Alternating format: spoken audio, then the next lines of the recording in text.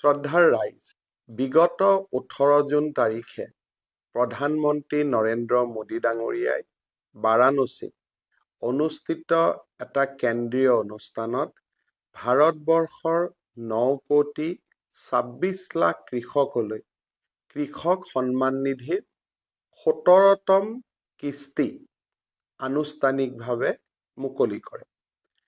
বাৰাণসীত অনুষ্ঠিত হোৱা সেই অনুষ্ঠানতে অসমৰো 17,49,000 কৃষকে এই কৃষক সন্মান নিধিৰ ধন লাভ কৰিবলৈ সক্ষম হয়।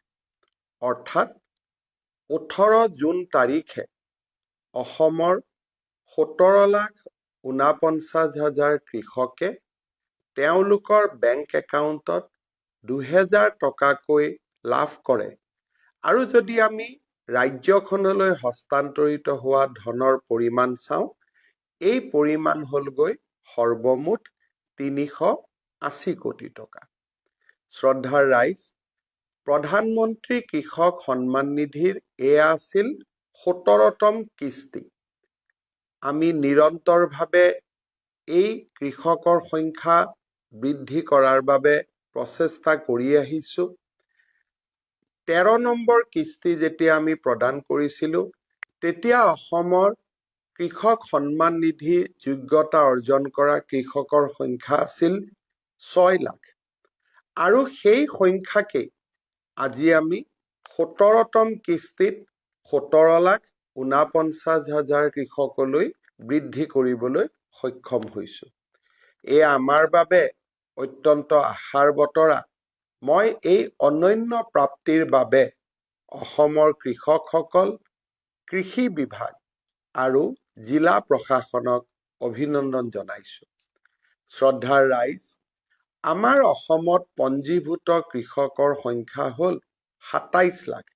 অৰ্থাৎ 10 লাখ লোকক আমি এতিয়াও কৃষক সন্মান নিধিৰ ধন দিব পাৰোঁ।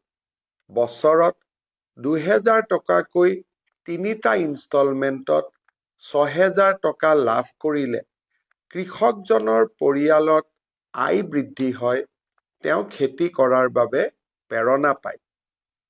মই জিলা প্ৰশাসনক নিৰ্দেশ দিছোঁ যে 17 আৰু 18তম কিস্তিৰ মাজত আমি যাতে আৰু অধিক কৃষকক পঞ্জীয়ন কৰাৰ বাবে প্ৰচেষ্টা কৰোঁ।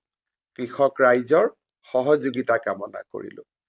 17 লাখ লোকৰ বেংক একাউণ্টলৈ 2,000 টকাকৈ হস্তান্তৰ হোৱা, কৃষক সন্মান নিধিৰ যোগ্যতা অৰ্জন কৰা আৰু ভাৰত চৰকাৰে একেটা দিনতে অসমলৈ 380 কোটি টকা মুকলি কৰা, ই ৰাজ্যখনৰ বাবে এক অনন্য প্ৰাপ্তি।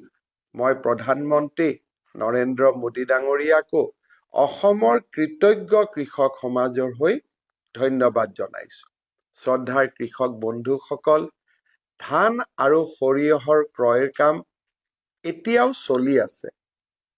বানপানীৰ এই বিভীষিকাৰ মাজতো যাৰ ঘৰত ধান আৰু সৰিয়হ আছে, তেওঁলোকে অসম চৰকাৰক এই দুয়োটা সামগ্ৰী নিৰ্ধাৰিত মূল্যত বিক্ৰী কৰি পৰিয়ালৰ আৰ্থিক অৱস্থা সুদৃঢ় কৰিব পাৰে।